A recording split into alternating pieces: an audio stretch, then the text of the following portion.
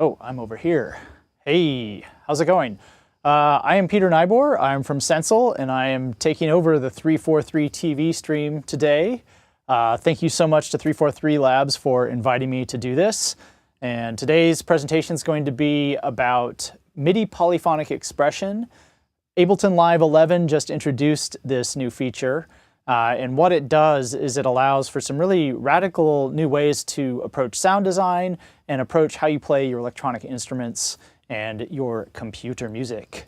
What it does is it kind of emulates a lot of the ways that we play acoustic instruments and gives you more per finger control over the instruments you're playing electronically. So this is actually a standard that was adopted by the MIDI Association. It's the first change in MIDI since 1983. So hopefully by 2040 we'll have something else that's integrated. But the cool thing is that it works. It works really well, and it's really interesting. Even though it is a standard, there's still a lot of things that are implemented differently in different software. And we'll sort of take a look at how Live 11 works with MPE, and then how you can use MPE in plugins with some of the internal devices, and the ways we can take some of the gestures from our control surfaces and apply those to sound and playing instruments. And then we'll also get into a little bit of the editing too, because when you're doing when you're working with MIDI polyphonic expression and controllers, you generate a lot of sort of automation data for each note. So we'll take a look at how we can go ahead and modify that and use it to our advantage. And it's also important to know that even if you don't have a MIDI polyphonic expression controller, that's a lot of words, that you can still actually take advantage of this. So we'll take a look at some of those strategies. And with that, let's start taking a look at what this looks like from a controller and from Ableton Live's perspective. All right, let's switch our camera to, that's a good one to use. And we go into the void of live streaming. And here we have an Ableton Live set. And we have, here's the Sensel Morph MIDI controller. Sensel came out with this product about 3 years ago, and the thing that's very interesting about it is that it's very slim, very portable, and has interchangeable overlays. So we have things that are very familiar, such as a piano overlay, and we have things that are familiar perhaps in another way. We have the sort of MPC layout. We have you know, your 4x4 grid and some controls for effects and things like that. Something designed for hand percussion. And then the thing that was on here earlier that you saw was the Buchla Thunder overlay.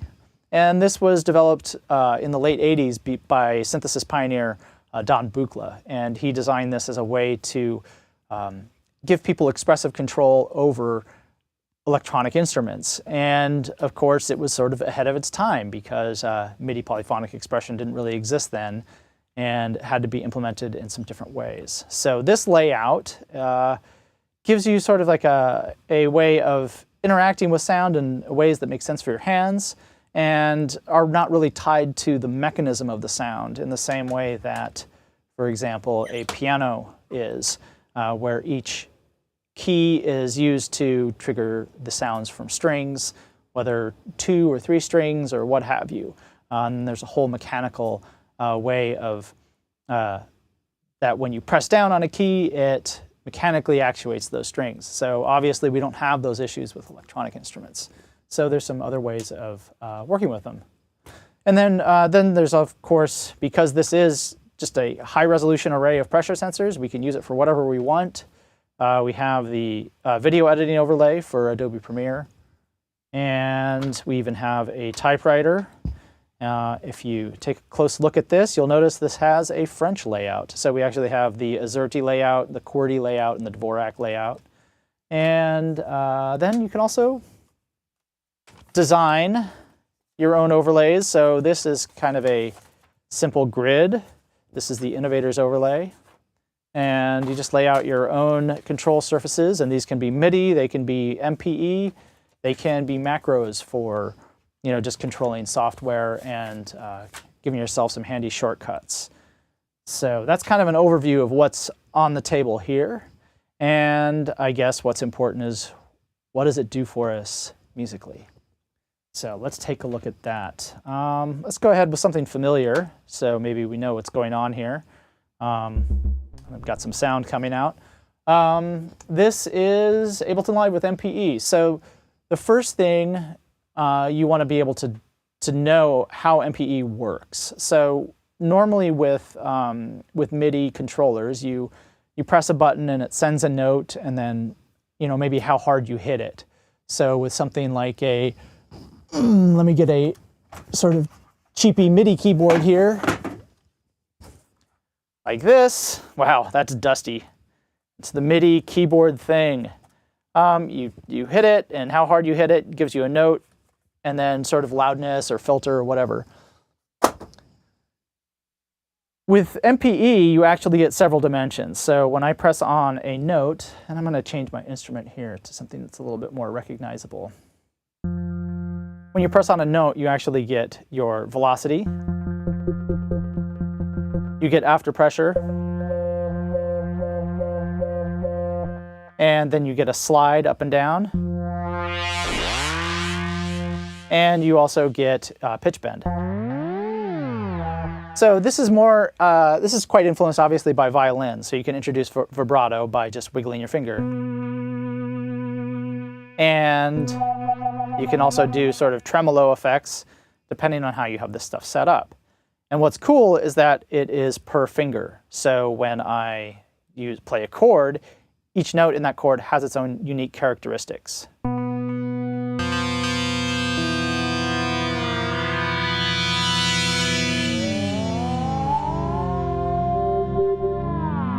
So we're getting almost like THX effects there as we sort of glissando our chord. So as you can already see, this is kind of powerful when we introduce some of these ideas of acoustic instruments.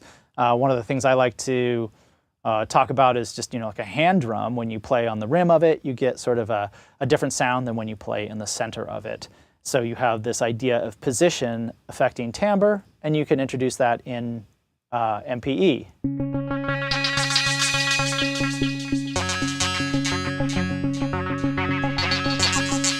And then of course, you can detune things, so you can get sort of like a more of an analog feel.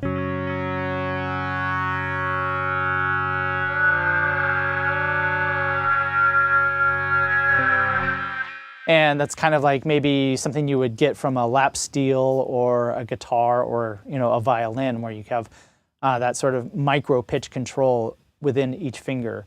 And that can be kind of a disadvantage, obviously, because you can suddenly play things badly, whereas you might not get that with a standard keyboard. So how does all of this work? It really kind of just takes a subset of MIDI, and each finger then is its own MIDI channel. So that way you get individual pitch bend, because normally with MIDI, pitch bend only occurs what you would have as a pitch wheel. Again, we can take a look at this guy, and we have a pitch wheel. And when you play a chord, it bends every single note the same. That might be the sound you're after, which is, cool. But if you don't, you can actually do that type of thing. And that occurs because each note is on its own channel. So the advantage is you have your aftertouch that is different on each finger, and you have your pitch bend that's different on each finger, but you're gobbling up all your MIDI channels. So with computers and USB devices, you really don't necessarily hit that limit too much as you might with, say, hardware devices. Now, in live, there are some things that are peculiar to live that are good to know about. So when you're setting up a controller, if you're interested in other types of controllers besides the Morph, there's the Rolly C board and the Rolly blocks. They've been a really great champion of MPE and brought a lot of great technology to the forefront with that. those are capable of doing this per finger expression. There's the Linstrument by Roger Lin, who famously brought us the MPC layout when he sold that to Akai and worked with Akai on that in the 80s. He designed a grid, and each finger has its own expression, and you can pitch, bend, and aftertouch and shift around on that grid. It's a beautiful instrument. There is also, now I'm slipping, oh yes, the Keith McMillan instruments. There's the Keyboard Pro, which is like a bigger version of a piano. And then I think there's also some percussion instruments that Keith McMillan sells too that also work with this. What I think is fantastic about the Morph is not only its portability, but the fact that you can get the interface that you want. Obviously, this keyboard is not going to be something that you're going to play Tchaikovsky on, but you can write your hooks, you can write your melodies, you can do your arrangements on this, and then when you need to do drums, you can just give yourself the interface you need for that, and similarly, hand percussion. Wow, that's really bassy, okay. Cool. So that overview takes me to how do we set this up? Obviously, when you're setting up a controller, it's going to take something a little bit special in the live preferences. In this case, we are using a control surface script for the Morph. You don't have to do that. Unlike, for example, Bitwig, when you want to get MPE control, you do need to define that in the script. In Ableton, you are free to use it or not. But of course, the controller itself needs to be sending MIDI polyphonic expression. And then here we can see that there's an additional column. If you're familiar with Live 10 and before, you're familiar with the track, which gives you, sends notes and controller information to your track for automation. There's a remote, so you can do things like control transport and control macros with knobs and sliders. And then sync, of course, is for syncing time, mostly for external things or using a sync in a studio. And then your output, which is, your MPE is our fourth column, and that indicates that we want to take all the channel data and pass that through to the instrument on the track. So you got to make sure that that is checked. And that's really all you need to do in terms of preferences. So this is sort of a chunk of expression of information. And so as I proceed through this presentation, through some of my different tracks, I am going to take a break and turn around to the computer behind me and take a look and see if there's any questions. So I'm going to take that opportunity now, see if there's any questions or any comments that might help lead us to the next part. All right, cool. Would you say let's see. Got some hellos. Someone from Wales. All right, welcome Cosmic J. TSOL Beats. Peter, would you say the Morph controller is best suited for production in the studio or performing out live? Okay. It really depends on what you want to do. So as far as a live device, it depends on your sort of like what instruments you normally play live or what you're comfortable with. The cool thing is like for a live situation, if you're not used to playing on small keys, this keyboard may not be ideal. However, if you are using it more for sound design and pads, it's going to be great because you're going to have this control.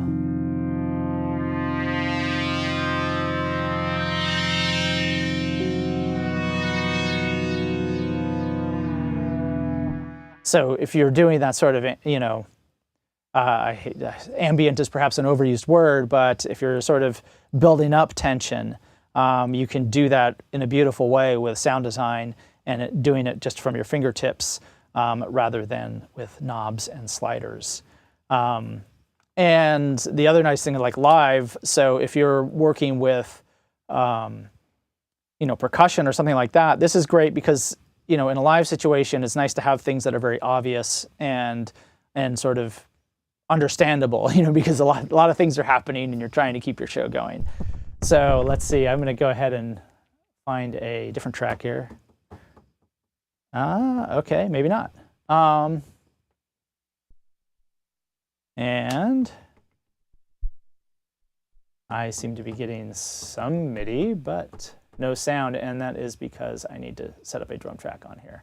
So, failure there. And all my samples are out of range of this. So the cool thing is, anyway, to emphasize that, you can set this up to be samples and then have timbral control over those samples on these very large pads. And then if you're used to doing finger drumming things, you can bring this in. Now, obviously, you can see that I'm really like swapping between these things very easily. And how that works is this recognizes by virtue of, let me show you our Innovators overlay. By virtue of magnets that you can probably see here, these identify it and hold it into place. So once it identifies the overlay, it immediately adapts. There's not really any sort of delay. There's not a huge delay. So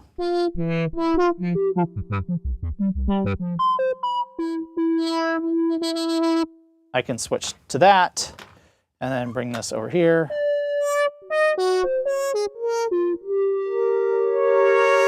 So it's available quickly. So in a live situation, that's not going to be a problem. You don't need to switch the overlay, go to your computer and change something. The live script gives me these arrows, so I can easily move over tracks to change my instrument, or you can use things like rack selectors and things like that, however your live production is designed. So to answer your question, yes, it is a good live performance thing. Also, if you're using something like the Innovators overlay, you can do some very simple things by setting up, I'm not sure what overlay I have here. Okay, so I think I just have large bars. So it's almost like really big areas. And things like that are good for live because you can set things up so that they are exactly how you need them to be. So that is my long-winded answer for that question. All right, so let's move on to some of the nuts and bolts of how we work with all of this gesture data and make that actually something that is not something we just call gesture data, but is actually musical and entertaining. So let's see. I have several different examples here. And let's see. I'm going to start with this example with the Spitfire. I like this example because it sort of takes something that works with the sort of existing things that come with Live 11. So, oh, hey, look at that. My overhead camera is off. Thank you for texting me. You know, battery life. There we go.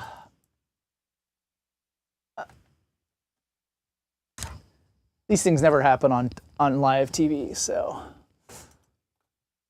this is why network news is much more polished. All right, so I'll swap my battery in, zoom in, and I shall focus. All right. It's like a dream. Hello, I'm waking up. Ah, here we are. Okay, cool. Okay, now back on track. Thank you. Shout out to Matt, my colleague, who just texted me and told me that my overhead camera was off. All right. So anyway, the Spitfire instruments, this is a free library of orchestral and samples that comes with Live 11. And there are MPE versions of it. This is something that I'm kind of excited to see because the potential for doing live scoring in film to video or sound to video or music to film is really great with MPE because a lot of that you need to be able to compose to picture. And to be able to sort of bring energy in and out with your position and with your hands while you're focusing on the image is very powerful.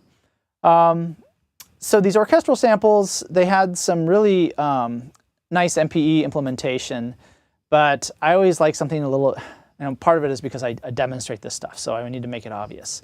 But I always like something a little bit more dramatic.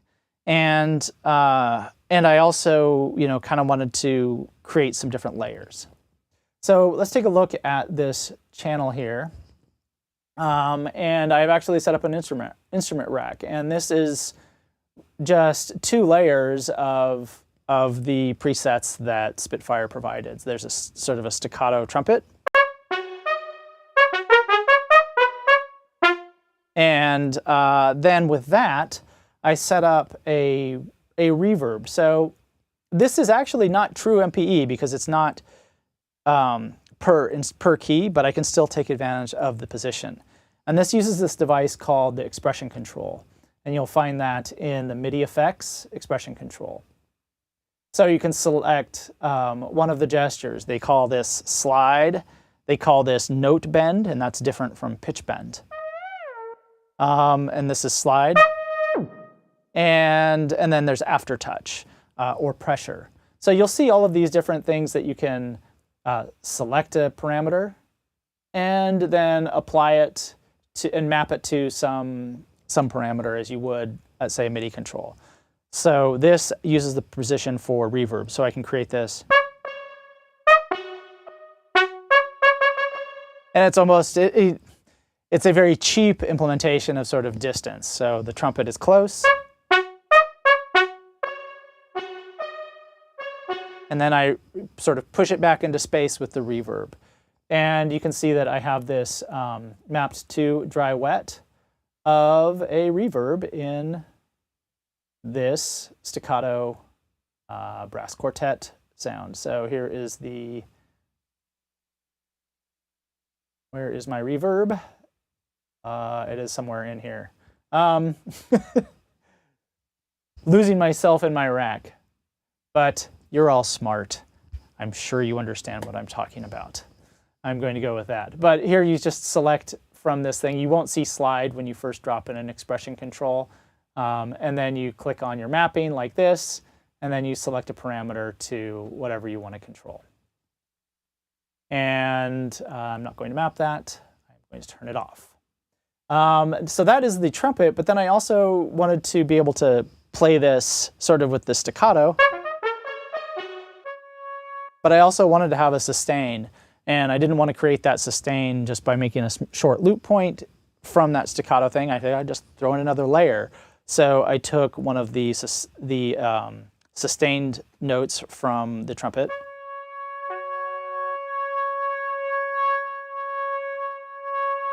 and just sort of kept that very, hopefully that even comes through on the stream, but there's a very subtle sort of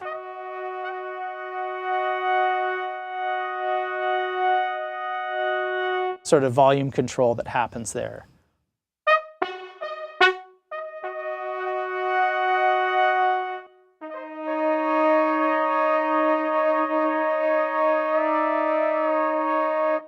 So now I've got that Casio trumpet sound. The looping trumpet always gets a little bit dry there, combined with the staccato play. So then it becomes this sort of new playful instrument that is not a trumpet, nor is it a particular, like even a trumpet chair. It's not really an orchestra, an ensemble. It's sort of like this weird hybrid that depends on how I play it. So that is using some very familiar sounds and using samples and just sort of taking existing presets and just modifying them with some additional maps. I guess the other important thing to note here is that this is using samplers. And I think this is a good time to do that. I'll go into the sampler. The sampler is one of the key instruments in working with MPE in live using the native instruments. So before I continue on to that, let me turn around and check questions again. and see what we got. All right, Morph Cam.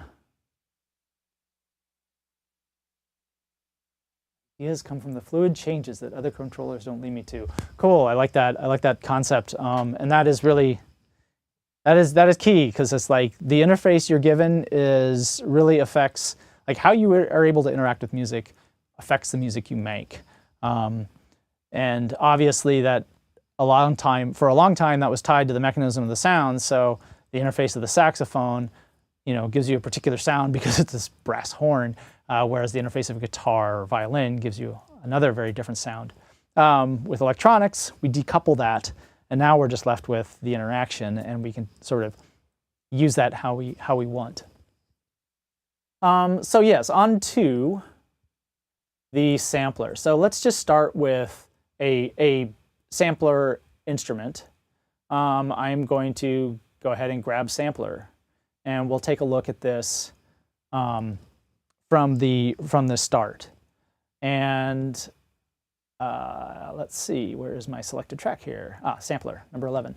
And I'm going to go just find, I don't know, whatever sample I can find here. So go to the sample section, and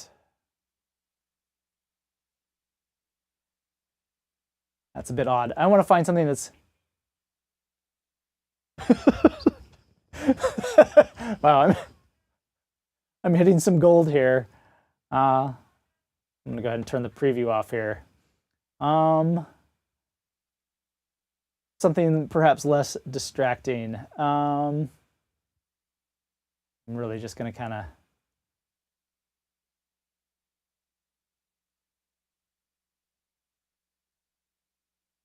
all right, that's fine. That has some sustain to it. We can work with that. So I'll drop in a sample, and now, and already we have our pitch bend. It's set up for MPE, set up to respond to that automatically. But I don't have any of the aftertouch. I don't have any of the the sliding, and I don't really have anything really interesting going on with that. So what I do want to do is I'm going to add a loop point here. So I will go ahead and create a loop point so we have some sustain in this envelope. And that is amusing. Let me give it a little crossfade, because that's just going to get distracting. So there we go. All right, so that's our kind of a nice hypnotic feel already. How do we start adding some of these gestures? So we go to the MIDI tab, and in the same way that you can add mod wheel and and controllers to your sampler, you can add MPE controls, and you'll find that down here in the new rows: note, pitch bend, and slide, and press. So press. Let's just do something very obvious. We can change the volume of the sample. And so I'll select that parameter and bring it up to 100, just so for the purposes of drama. And now I have sort of massage control.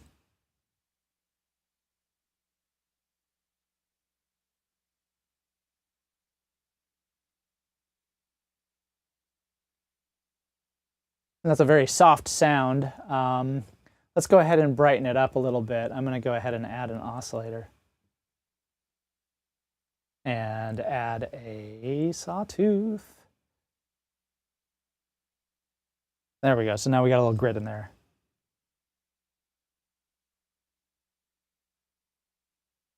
All right, so this is already turning into something not awesome, but interesting. And then, so that's sort of a very basic example of using pressure for volume. Now the other sort of very obvious, very common use, I should say, of the vertical gesture is on the filter. So how do we do that? First of all, we need to turn the filter on, which it appears it is on by default. And we can actually select, I'm going to go ahead and select one of these different filters because they give us a few more options for the drive and control and sound. And again, I go back to my MIDI tab and I'll go to slide and add a filter control, filter frequency. And of course, I need to add an amount. So now it's going to, as I slide up, it's going to push that frequency up. Let's see, I need to bring this down a little bit more. And so now we have our filter sweep.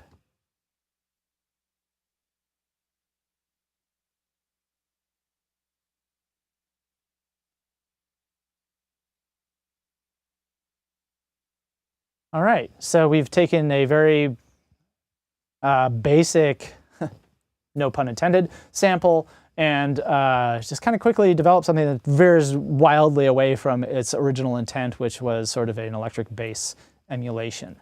Now we can do even more with this. As you can see, we have sort of two slots for each thing in sampler here. And so I can add to the slide, I can actually add something like, let's see, the filter drive. So this one's kind of weird. This works, some of these are a little bit non-standard. So you noticed on the filter, I had to create a sort of floor for it at what's going to be my lowest value as I'm down on the bottom of the key. So I can actually kind of like to demonstrate that here a little bit better. So that's my sort of lowest frequency, and then the scaling tells me how far it goes up. And the filter drive, oh, I'm getting another message. So, oh, not hearing the output from live. Wow, that's a drag, and I know why that is. Thank you for the alert. So now I've been talking about this sound, and you're just sort of imagining what it's like. So originally we had just to review, we have a bass sound, and I added the oscillator, and I've got control over the volume.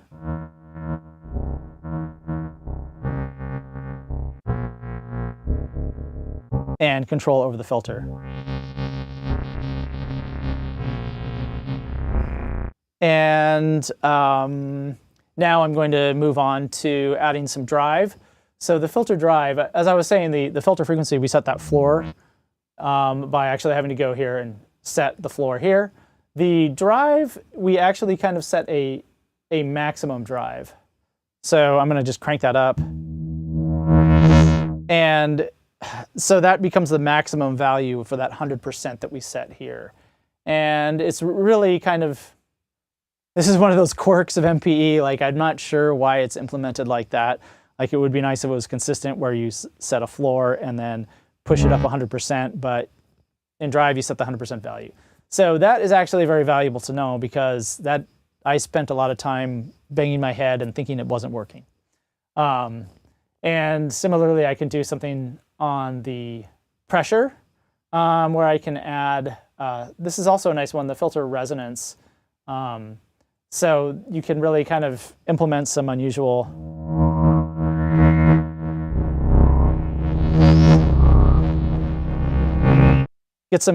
control over your sound by controlling your resonances there. Okay. And, okay, so I think we're good to go now. And I'm going to double check here. Yes, you should be hearing that. All right, so let's see. You're probably wondering, what are these? This is a question we get a lot.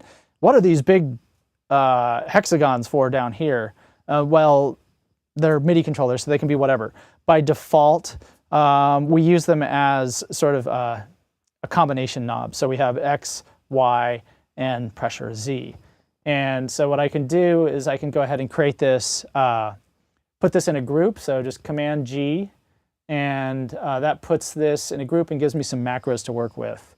And you'll notice that my blue hand, this is all part of the Sensel Morph script. My blue hand is now active on this device, and I can control the macros. So, and I'm actually going to undo some things. because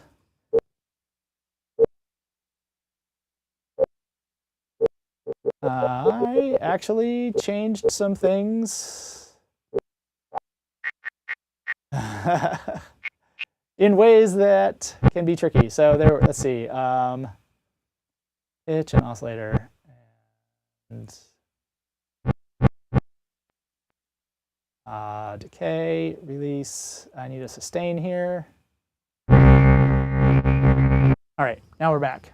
Because the reason is because I didn't have macros set up yet. I didn't have it in a group, and by the auto mapping feature will adapt to like sort of whatever parameters are in order. So by touching those, I kind of messed up the parameters of the patch. Now, now that I have these macros, I can assign them. Let's go ahead and do something obvious like audio effects. We can add delay.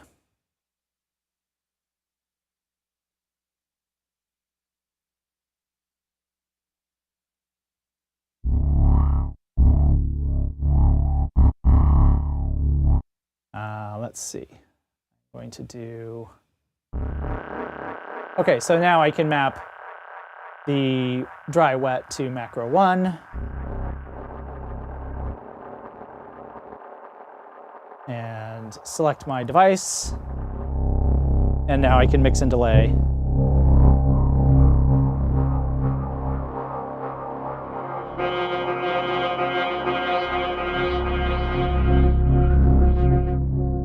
So this is really, designing sounds like this is just pure pleasure for me. I'm all one for knobs and sliders for sure. I had a previous career in that, but being able to do this just from my hands is just really exotic in some ways.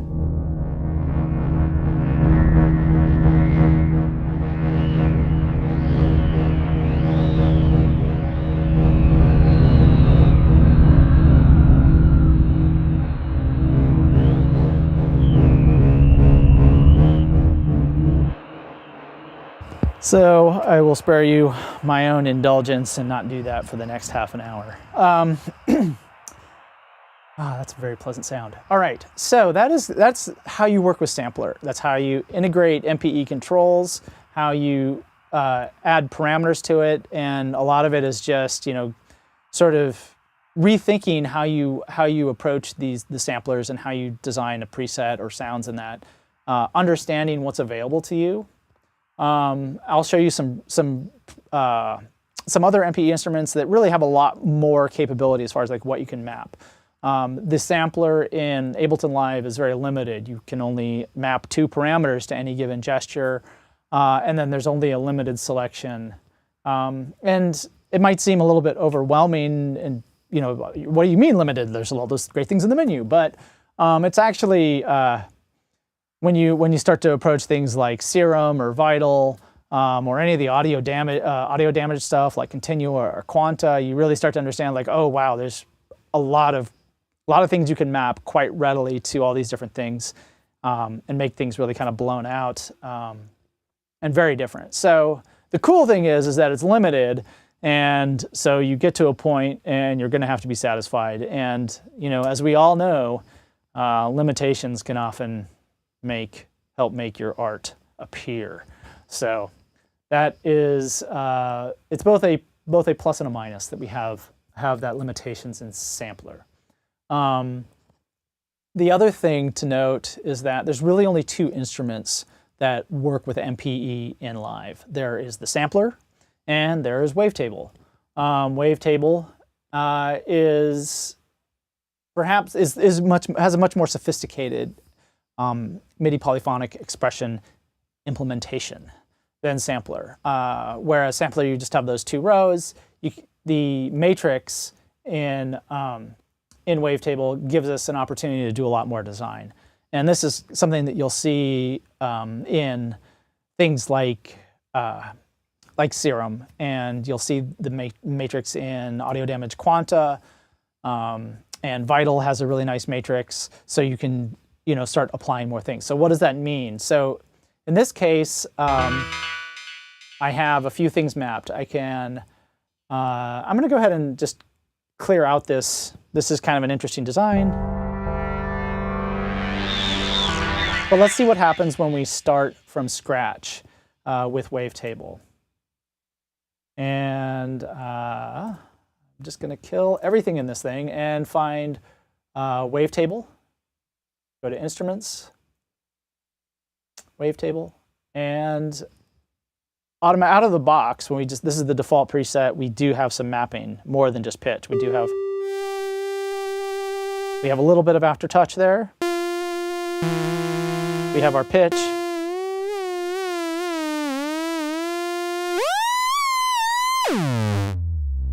And that's kind of a fun way that to work with pitch, and this is kind of a new feature in the latest firmware update. It'll jump to the note that's under, and these notes are not linear in the same way that they are on a piano. So we have.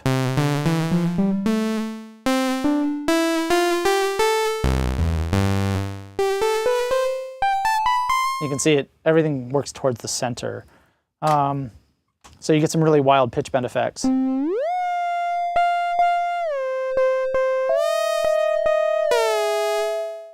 And anyway, that was a fun divergence. So we have our pitch bend, and then we have some slide. And so out of the box, we're already experiencing some MPE.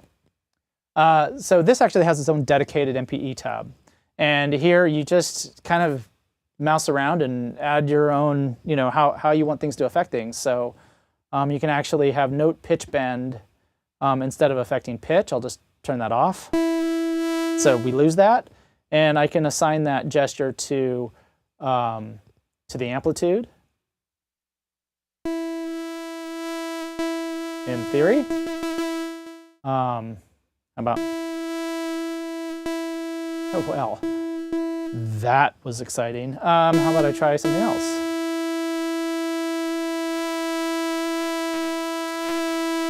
All right, there we go. And I think a lot of that has to do with just sort of pitch bend ranges and the amount of the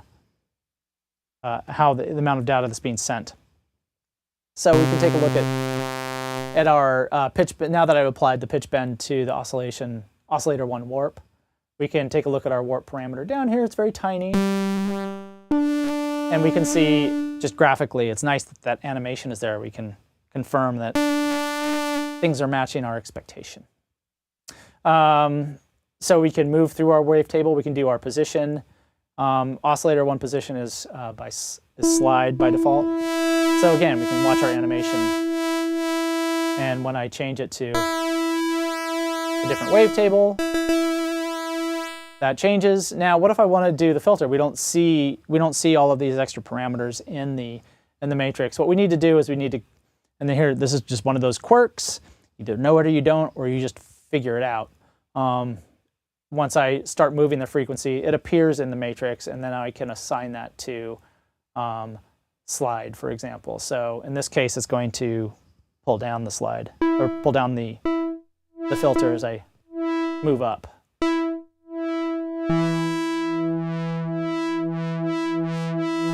So I don't feel like I need to get too exhaustive about this. It's fairly self-evident how you can start to progress with designing things in Wavetable, and you can get as expansive as you want in it. It's a very rich implementation in that regards, because you can really put a lot of control at your fingertips for each note in Wavetable. So let's see, I've gone through some of that stuff. Again, I'm going to turn around and see if there's any questions, and hopefully my audio is all clear. All right, cool. Arturia pigments. Yeah, and voltage modular. Arturia pigments, we actually have, I don't have that set up right now. Pigments is a really very sophisticated soft synth. There's lots of different types of synthesis within that one synthesizer. So it's really kind of like, you have granular, you have sampling, you have wavetable synthesis, you have analog style oscillators. It has a whole range of effects. It has many modulators. It's a fully featured, huge synthesizer, kind of along the lines of like UVI Falcon, which is more sophisticated, more modular, but still has a lot of the same sort of expanded capabilities. Serum is kind of like that, though Pigments has more capabilities than Serum in that regards, because it has the granular synthesis, so you can chop up samples into small bits and move around in those windows. Let's see, and Vital is kind of Vital to a lesser degree. You know, there's a lot you can do in Vital. So speaking of Vital, let's take a look at how we work with plugins. So there is a Vital plugin here. So here in this section, I'm going to show a little bit about plugins, setting up your plugin so it actually works with MPE, because it may not once you drop it in. Then also I'm going to talk about editing your clips or your notes, and being able to edit all of the data that you generate from your gestures, or just start them from scratch. So we have Vital here, and again, you know, I just dropped this in from my plugins, and you know, put this in, and let's see, let's open up the window. Vital is a fairly recent software, so this is the latest, greatest, shiniest. The thing that's really cool about Vital is that it's independently developed by Matt Teitel, and it's mostly featured around wavetable synthesis, in the same way that Serum makes that sort of like the focus of its. Oh wow! So we seem to be dying here. Vital does not want to open. And I seem to have the spinning wheel of death, so I'm just going to go ahead and kill this. Live is not responding.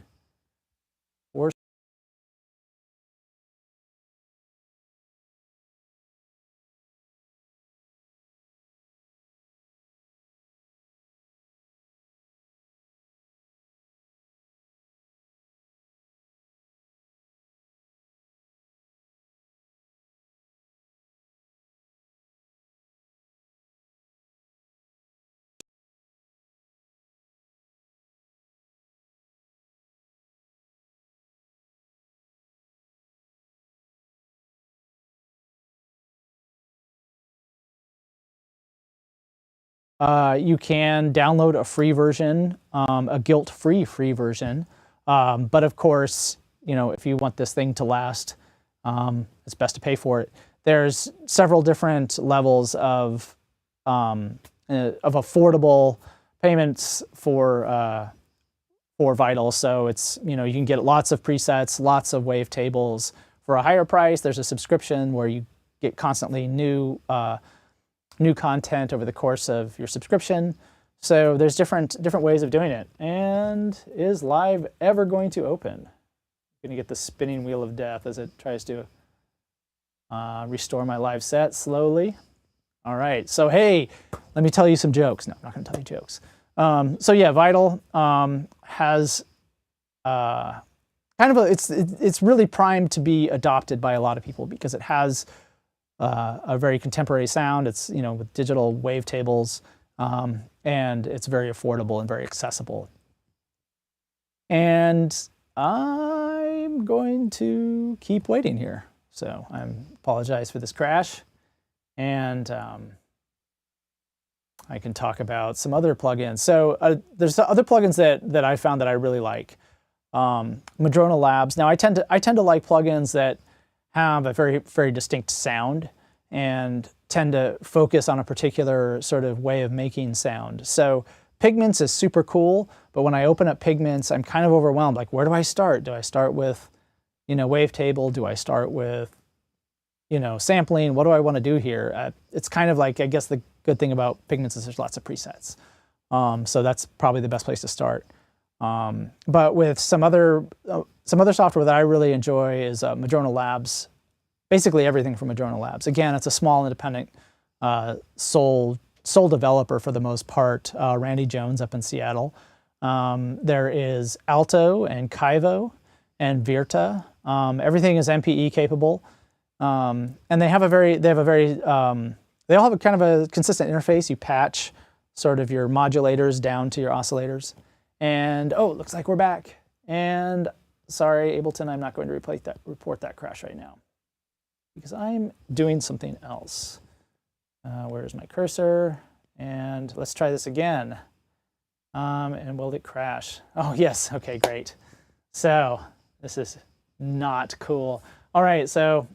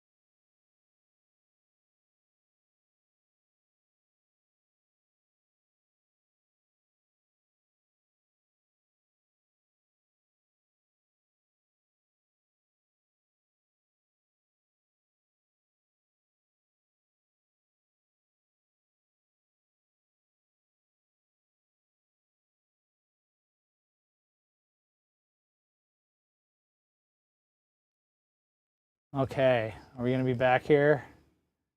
There we go. Now we should be back. Yeah, okay, good. Live streaming. My face dirty from falling on it. All right, okay, here we go. Vital. I am not going to open Vital because it is bad. I'm instead going to try to create.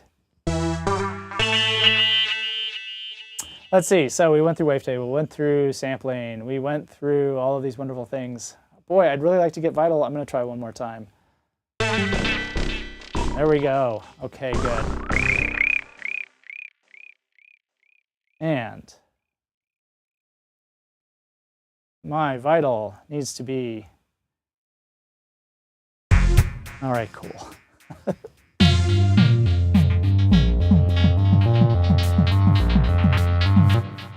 All right, so setting up plugins. Now we're back on track. So you add a plugin. The first thing you're going to do, even if it's an MPE plugin, you still, generally there's going to be at least one switch, maybe two. So the first switch you need to look for is when you right click in Live, you need to make sure that Enable MPE mode is enabled. I found that to be the case, that you need that on, a lot of plugins will sort of self-identify or Live can figure out that it's MPE. But many can't. These SWAM plugins from audio modeling, which are some really beautiful like string instruments and brass instruments, those you'll need to go in and explicitly enable MPE mode. Fundamental from Sonic Labs is another one. You'll need to enable MPE mode. And getting another text here. Okay, no, I'm all good. All right, so and then finally, in a plugin, you're going to need to go to the settings somewhere and enable MPE. So in Vital, you need to go to the advanced. It's going to be advanced, the settings, the gear, whatever.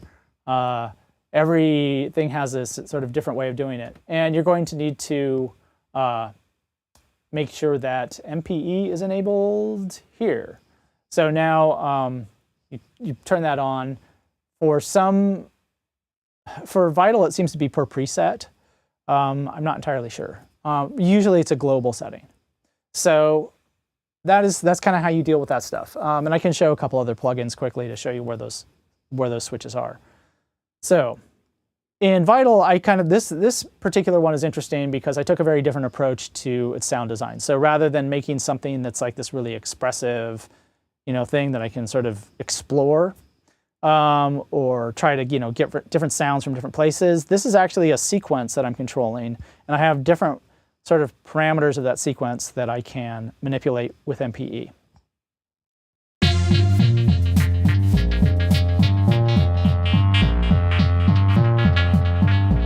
In theory.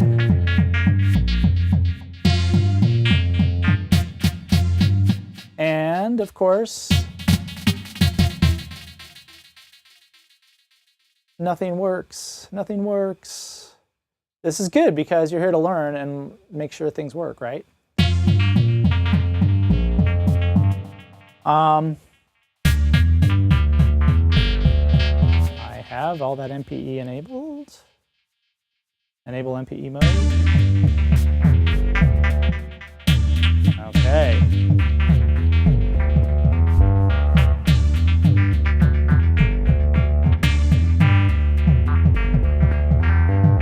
That's strange.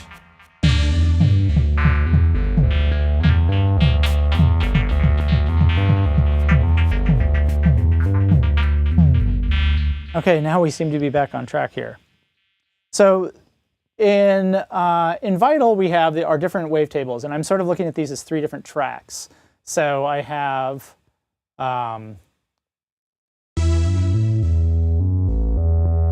my bass line here, and that's just sort of mostly being controlled by this LFO here that's going on the filter. If I wanted to, I could apply pressure simply by dragging. And let's say I want to apply that to the pan. So now I can use pressure to pan the signal in that particular oscillator. Another one I have is just sort of like carries the melody, and I have this annoying stab someplace, and I am going to turn off. There we go. So this is just like a little sequence of tones. And the harder I press, the slower it goes. And that is done by adding pressure to so I have an LFO on the level. This doesn't have an arpeggiator, so you kind of use these LFOs here, and that's LFO 4. And that's controlling my amplitude. And then I have pressure just mapped to the speed here. And you can see this little pie chart mapped to aftertouch. And you can set your amounts about how much it's going to affect it. And if I want to do a chord, I can get some really wild stuff.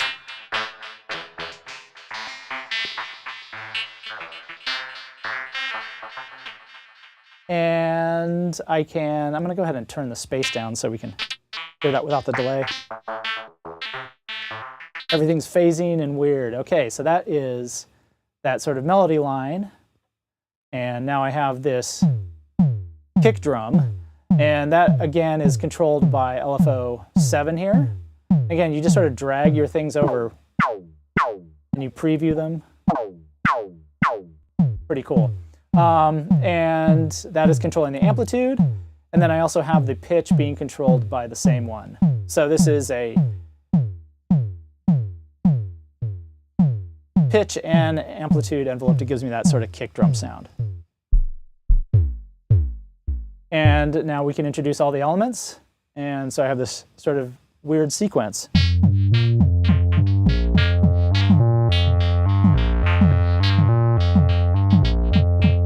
And you can hear the tempo is mapped to, of the kick drum is mapped to slide. I'll go ahead and solo that.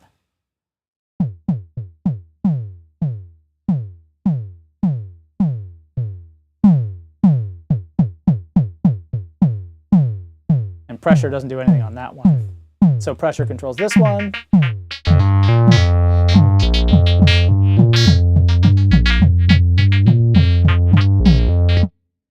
And then finally I have my little snare, and again, that's going to be controlled by an LFO. And that is controlled by LFO 6 and by LFO 5 too. And I can mute that down. So this is a very different way of thinking about it, not so much in timbre, but in terms of time.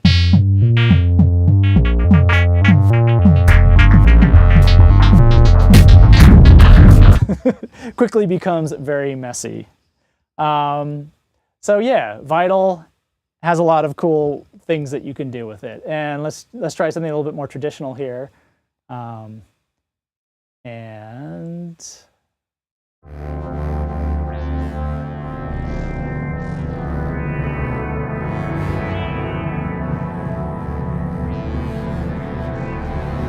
again, that has sort of all these different things that can fire off with pressure. And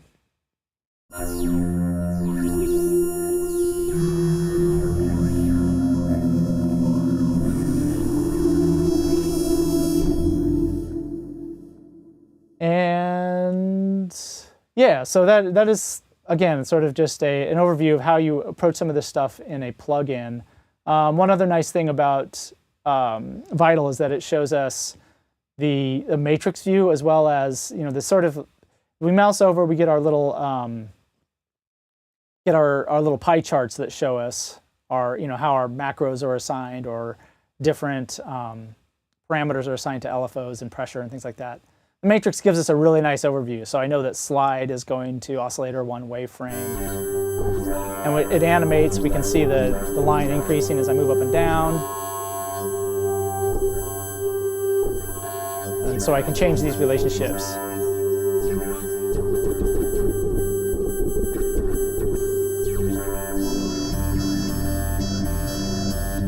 And really quickly get into things in the matrix view. I am very partial to things that have matrix view because it makes it very easy to sort of map things out. So to add another plugin, so let's take a look at another plugin just really quickly to review that MPE stuff. Max for Live, sound, where's my plugins? Here we go. And I will take audio damage, Continua, there we go. And so again, we'll need to make sure that MPE mode is enabled here. And in the settings, make sure that MPE is on, and that is what it does. So that's that's a super common sort of thing that you have to deal with. A lot of times you can actually save it, so it just kind of just works. So the final thing I want to talk about, and I'm getting into the hour here. Let me see if there's any questions here that don't say, hey, your sound doesn't work.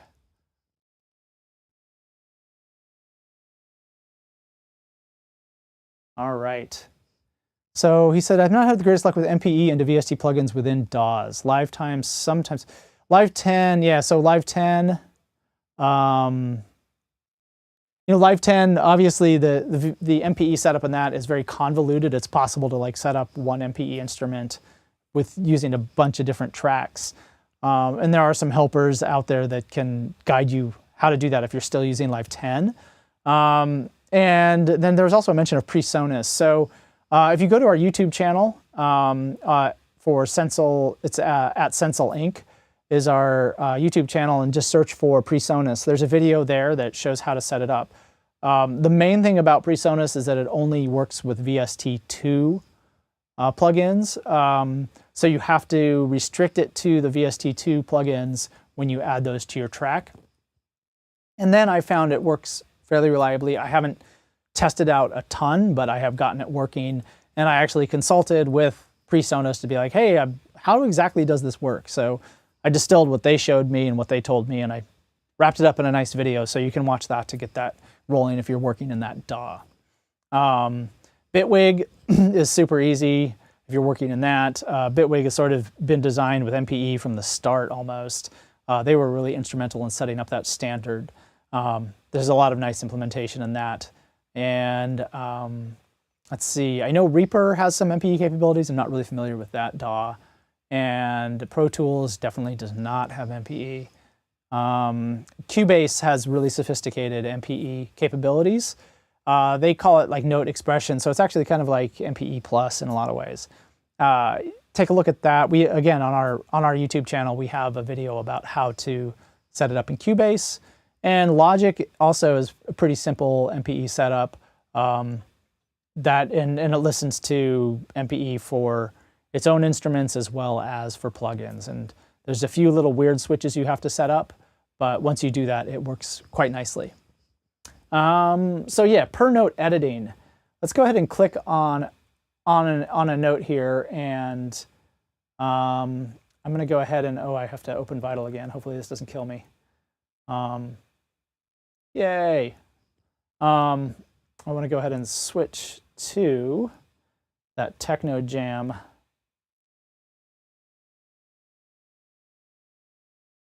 preset again. And because this actually makes it easy to show off what happens when we edit this data. So if we record, let's go ahead and record a clip.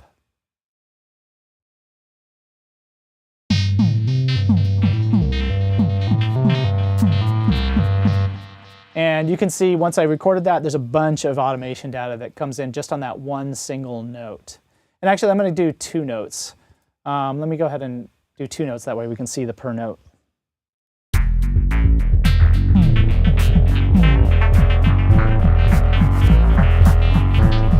Okay, so that's a big mess. And now we can double click on this, and we have our 2 notes there. I can click on this note, and it highlights that note and sort of differentiates it from the other automation data. And again, it's no different than editing other automation. In Live, you can just grab a handle and modify it however you want. The cool thing is like you can do this as a sort of as an editing to fix any playing mistakes that you might have made or just change things around a little bit. We have our slide, we have our pressure, and you can hide this little with this arrow, and hide if you just want pressure, you can hide that stuff. With these little buttons down here. You can modify it, or you can do very precise things with the slide, and absent a controller at all. So if we take a look at this other clip I have here, I have these very angular things going on.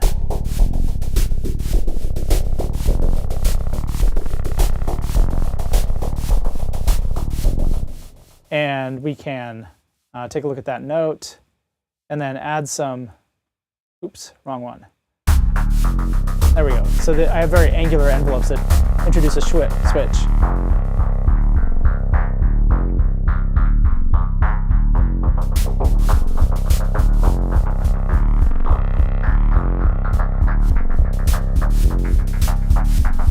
So it gives me very precise control over all those weird things I have going on with that sequence. In my slide, I have this the slide is very distinctly controlling the tempo of that kick drum. So it kind of goes from slow to fast as you go down. So I can control that. And then the pressure, again, that pressure brings in that snare drum, or takes out the snare drum. So I can control that very precisely by adding these envelopes, and and again, just double click to add a handle, and then drag it, and then go ahead and check it out. So there's no pressure, you hear the snare. Now the snare is going to start fading in, and then fade out. So that's the per note editing, and it's can be done for very specific effects or for just fixing the playing that you have already done. And yeah, so that is the editing. That covers plugins. That covers the 2 instruments that do MPE. One other thing that's worth noticing, I guess one other thing is the arpeggiation is pretty cool. The if you use an arpeggiator, you can get per note effects. Does this have it set up? No, that doesn't have it set up. So, but that's another thing to play with, and there's not really anything special you need to do. And then there is finally one other MIDI effect is the MPE control. So if you're working with an MPE instrument, you can sort of drop this in and have curves applied. So in this case, I have that sort of, as I smoothly change the pressure, you hear it warble. But with MPE control, I can change that curve so the response really only, say, happens when I maximize the pressure. And similarly, you can do that with the slide as well. So you can almost create switches or, just sort of smooth out how you interact with the instrument using MPE control. It's a super powerful feature and can be really nice for doing very specific design things. So I've also showed, one other thing is worth noticing, percussion you can do some really cool things with. And maybe that would be that's really a whole nother stream is, talking about MPE and percussion, because you're obviously not going to sort of massage your way through sounds, but you can set up those sort of like hand drum situations where it sounds different and you can get really kind of like a really playful hand drum going by adding pitch bend and things like that to the finger percussion playing. So I think that's mostly everything I wanted to cover. I'm going to go quickly check for questions. And hopefully my dead time didn't bore you too much. All right, cool. So yeah, it doesn't really seem... Okay, cool. There's no really outstanding questions. So at this point, I'm going to say thank you so much to 343 for providing the space to do this. Really happy to be able to try to spread this information out to people. And I think it's really exciting, and it's a very exciting time in electronic music because finally one of the most popular DAWs has MPE. What's coming up on 343 Labs or 343 TV? Looks like Abe Duque is going to be continuing his production Playhouse tomorrow at 1 p.m. Eastern Time. And that will be finishing off the second half of his Producing a Track series. So catch that tomorrow. And thanks again. Subscribe to 343 TV if you are not already. They've been producing a lot of really great educational content, developing a really good curriculum for learning how to produce and making everything from like making beats to doing instrumentation and orchestration. They've got a lot going on, and they've been bringing it pretty much every day on a really regular basis. So shout out to 343 for making sure that people have some great resources, especially during this time when we're sort of, all crammed in our little caves and hidey holes. So thanks again. And with that, I am going to sign off and go to the end.